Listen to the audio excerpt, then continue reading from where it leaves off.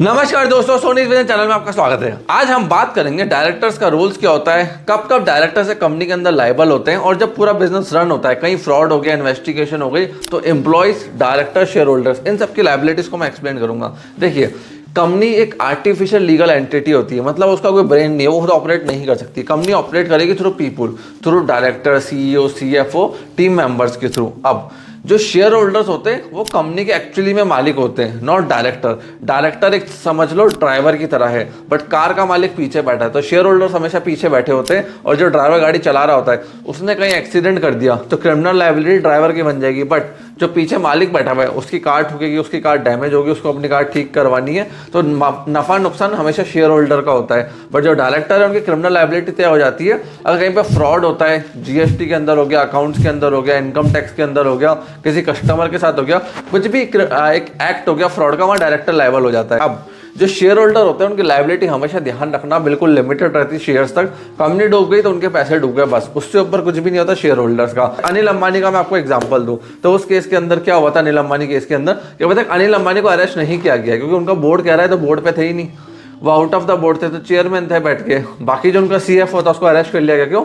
उसने पेपर्स के ऊपर साइन करे थे। तो एज अ एम्प्लॉय आप किसी भी पेपर के ऊपर साइन करते हो, चाहे आपका सीईओ है, अकाउंटेंट है, वॉचमैन है, कुछ भी है, जो साइनिंग अथॉरिटी में आ गया बंदा कि उसके थ्रू ये सारा एक्ट हुआ है, फ्रॉड हुआ है, वहाँ उसकी रिस्पॉन्सिबिलिटी तय हो जाती है। अब अगर कोर्ट के अंदर केस भी होता है तो उसके अंदर भी दो चीज़ होती है, one is civil wrong, one is criminal wrong. Civil और कंज्यूमर रॉन्ग में क्या होता है, कंपनी से कस्टमर आदमी का डिस्प्यूट हो गया तो वहाँ पे कंपनी एलआर अपॉइंट कर सकती है, फिर एलआर उस केस को देखता है कंपनी के बिहाफ पे कोर्ट के अंदर। बट कोई पर्सनल लायबिलिटी आ गई, जैसे आपने कोई फ्रॉड कर दिया, फ्रॉड ट्रांजैक्शन कर दी, टीडीएस में फ्रॉड हो गया, मिसमैनेजमेंट हो गया, पैसे का गबन हो गया, ठीक है, तो वहां पे डायरेक्टर्स को कोर्ट के अंदर पर्सनली आना पड़ेगा। वो अपना एलआर नहीं भेज सकता है। अनिल अंबानी पे पर्सनल ईडी की लायबिलिटी आ रही है तो वो अपना एलआर अपॉइंट नहीं कर सकता है। बाकी जो कंज्यूमर केसेस हैं, सिविल डिस्प्यूट्स के नेचर है, वहां कंपनी एलआर अपॉइंट कर सकती है। डायरेक्टर्स को वापस एक्सप्लेन करता हूँ, कोई फ्रॉड हो गया तो डायरेक्टर पर्सनल रिस्पॉन्सिबल है। डायरेक्टर ने पर्सनल गारंटी ली थी लोन की, तो वहां पर फिर डायरेक्टर रिस्पॉन्सिबल हो गया। टीडीएस, जीएसटी, इनके इनकम टैक्स के नोटिस आ गए, वहां पर डायरेक्टर रिस्पॉन्सिबल हो गया। मिसमैनेजमेंट हो गया, नेग्लिजेंस हो गया, वहां पर डायरेक्टर रिस्पॉन्सिबल हो गया।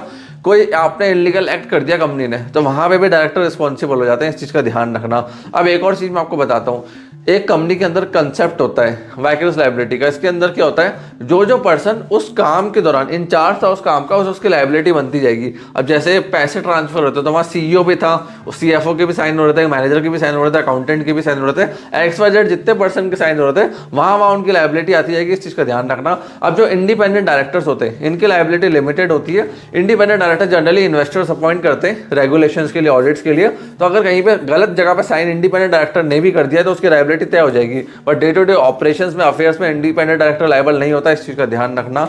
अब कॉर्पोरेट व्हील का एक्सप्लेन कर देता हूँ कब लिफ्ट हो सकती है। देखो, अगर मैंने कोई ऐसा फ्रॉड करा है जिसके मैं चाहता हूँ कि शील्ड मिल जाए कंपनी की, बट एक्चुअली में तो मेरे ही पीछे मैंने हाथ गंदे करे, सब कुछ काम करा उसके अंदर बैठ के, तो वहां पे मेरे को शील्ड नहीं मिलेगी कंपनी की, कॉर्पोरेट लिफ्ट हो जाएगी। उसके चलते डायरेक्टर्स की जो पर्सनल प्रॉपर्टी है कोर्ट अटैच कर सकता है। इस चीज का ध्यान रखना, ठीक है? समझ गए आप? आपने कोई ऐसा फ्रॉड कर दिया जिसके चक्कर में आप कंपनी के पास शील्ड ले रहे थे, तो वहां पे कोर्ट आपकी पर्सनल प्रॉपर्टी भी अटैच कर देगा।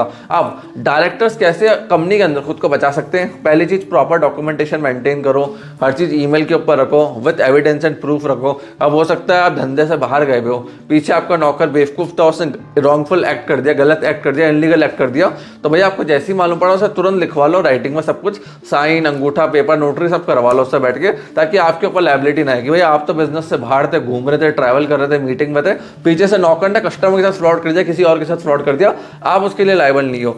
इंश्योरेंस हो गया, इसको काफी सारे लोग क्या करते हैं, इंश्योरेंस भी लेके रखते हैं फ्रॉड्स केसेस के अंदर। काफी ऑनलाइन चल रही है जहां पे वो, अगर आपको लॉस होता है, डैमेज होता है, तो कंपनी इतना पार्ट बियर करती है बैठ के। प्लस कंपनी के फंड्स को पर्सनल अकाउंट में ऐसा सैलरी लो, कंपनसेशन लो, गलत अमाउंट को कंपनी, सॉरी, गलत जो अमाउंट है, पैसा है, अपने पर्सनल में मत लेना। मैंने बहुत सारे लोगों को देखा है वो कंपनी से पैसा निकालते रहते हैं कि बड़ी कंपनी को पकड़ेगा नहीं, ऑडिट के टाइम पे 2-3 साल में कोई ना कोई पकड़ लेता है, फिर प्रॉब्लम क्रिएट हो जाती है।